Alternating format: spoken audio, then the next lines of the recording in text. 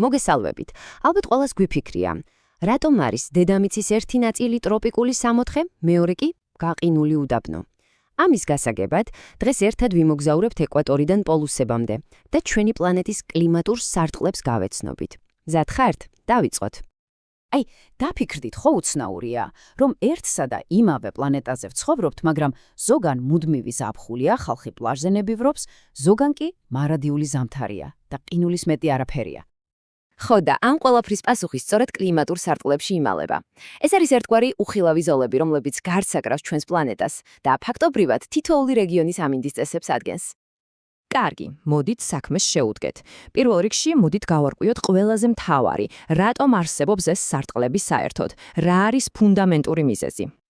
ყველაფერი, იცით, თვითონ სიტყვა კლიმატით იწყება.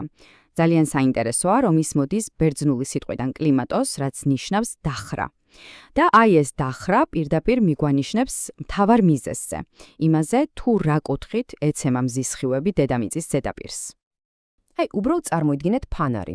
თუ მას პირდაპირ 90 გრადუსით მიანათებს ზედაპირს, სინათლის წრე იქნება პატარა, მაგრამ ძალიან კაშკაშა და კონცენტრირებული. მაგრამ თუ ფანარს დახრით, სინათლე უფრო დიდ ფართობზე გაიშლება და შესაბამისად დასუსტება. ზუსტად ასე მუშაობს მზეც. ეკვატორზე მისი სხივები პირდაპირ ეცემა და მაქსიმალურად ათბობს, პოლუსებისკენ კი სხივები სულ უფრო და უფრო ირიბად ეცემა, ენერგია იფანტება და გათბობაც გაცილებით ნაკლებია. ეს არის მთავარი საიდუმლო. ხო და ამ პირველადი მიზეზის, ანუ მზის არათანაბარი სითბოს გარდა, კლიმატს კიდევ ორი მთავარი ფაქტორი განსაზღვრავს. ეს არის ტენიანობა, ანუ სად რამდენი წყალია ჰაერში და ჰაერის მასების მოძრაობა, ანუ გაბატონებული ქარები. მეცნიერები სწორედ ამ სამი კომპონენტის მიხედვით ახდენენ კლიმატური ზონების კლასიფიკაციას.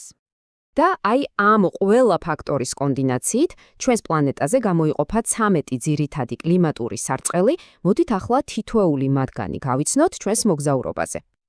დავიწყოთ ჩვენი მოგზაურობა 7 ძირითადი, ანუ ფუნდამენტური კლიმატური სარტყლით. ეს ის სარტყლებია, რომლებიც ფაქტობრივად გლობალური კლიმატის ხერხემალს ქმნის. ვიწყებთ, რა თქმა უნდა, ეკვატორიდან, დედამიწის წელიდან. აქ მზე მუდმივად მაღლაა, ზენიტშია. ამიტომ ჰაერი ძალიან ცხელდება, მსუბუქდება და მიიწევს ზემოთ. ეს პროცესი ქმნის დაბალი წნევის ზონას და იწვევს თითქმის გარანტირებულ ნალექს. ამიტომაცაა, რომ აქ ფაქტობრივად ყოველდღე წვიმს.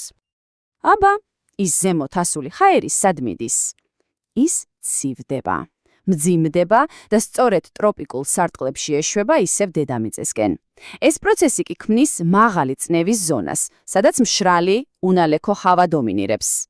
გასაკვირი არაა, რომ მსოფლიოს უდიდესი უდაბნოები, საჰარა იქნება ეს თუ კალაჰარი, სწორედ აქ მდებარეობს. ვაგრძელებთ მოგზაურობას პოლუსებისკენ და ვხვდებით ზომიერ სარტყლებში. ეს ალბათ ბევრი ჩვენგანისთვის ყველაზე ნაცნობი ზონაა. სწორედ აქ არის მკვეთრად გამოხატული წელიწადის 4 დრო. ჩვენი გაზაფხული, ზაფხული, შემოდგომა და ზამთარი. ნახეთ, რა საინტერესო კონტრასტი გამოდის. ეკვატორულ სარტყელში ფაქტობრივად ერთი სეზონია, მუდმივი ზაფხული. ჩვენი მოგზაურობის ბოლო წერტილში პოლარულ სარტყელშიც ფაქტობრივად ერთი სეზონია, მაგრამ ამჯერად მუდმივი მკაცრი ზამთარი. კარგით, ძირითადი სარტყლები გავიარეთ. ახლა კი სურათი ცოტა უფრო რთულდება და უფრო საინტერესოც ხდება. დროა გავეცნოთ 6 გარდამავალ, ანუ სუბსარტყელს, რომლებიც ამ ძირითად ზონებს შორის არიან მოქცეულნი.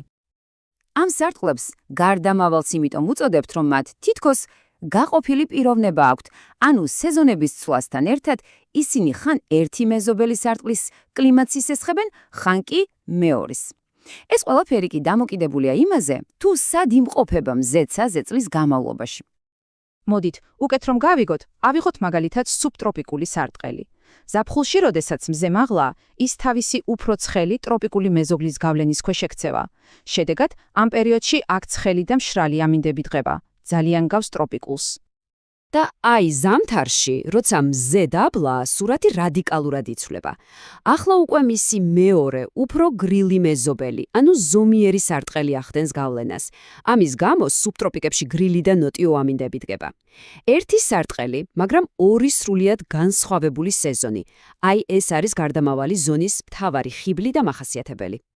თუმცა, მოიცადეთ, ჩვენი მოგზაურობა ჯერ არ დასრულებულა. დიდი სურათი ვნახეთ, მაგრამ სრული სურათის დასანახად საჭიროა კიდევ უფრო ახლოდან დავაკვირდეთ და გავეცნოთ კლიმატურ ოლქებს. საქმე ისაა, რომ ეს დიდი სარტყლები სულაც არ არის ერთგვაროვანი. თითოეული მათგანის შიგნით კლიმატი შეიძლება მნიშვნელოვნად იცვლებოდეს ლოკალური ფაქტორების გამო. მაგალითად, იმის მიხედვით თუ რამდენად ახლოსაა ტერიტორია ოკეანესთან, ან როგორია რელიეფი, მთიანია თუ ვაკე. აი კლასიკური მაგალითი. ავიღოთ ზომიერი სარტყელი. ოკეანის სანაპიროზე კლიმატი ზღვიურია, რბილი ზამთრითა და არც ისე ცხელი ზაფხულით, რადგან ოკეანე არბილებს ტემპერატურას. მაგრამ თუ შევალთ კონტინენტის სიღრმეში, იმავე სარტყელში, კლიმატი მკვეთრად კონტინენტური ხდება, უკიდურესად ცხელი ზაფხულით და ძალიან ცივი ზამთრით. ამრიგად, ჩვენი მოგზაურობაც ნელ-ნელა დასასრულს უახლოვდება. მოდით ერთი წამით შევჩერდეთ და ერთად შევაჯამოთ ყველაფერი, რაც ამ 13-ვე სარტყელზე ვისწავლეთ. მაშასე შევაჯამოთ. გვაქვს 7 ძირითადი სარტყელი, რომლებიც პლანეტის კლიმატის ფუნდამენტს ქმნის, ეკვატორიდან პოლუსებამდე სიმეტრიულად. მათ შორის კი მოქცეულია 6 გარდამავალი, ანუ სუბსარტყელი, რომლებიც, როგორც ვთქვით, ამ ძირითადი ზონების თვისებებს ირგებენ სეზონების მიხედვით.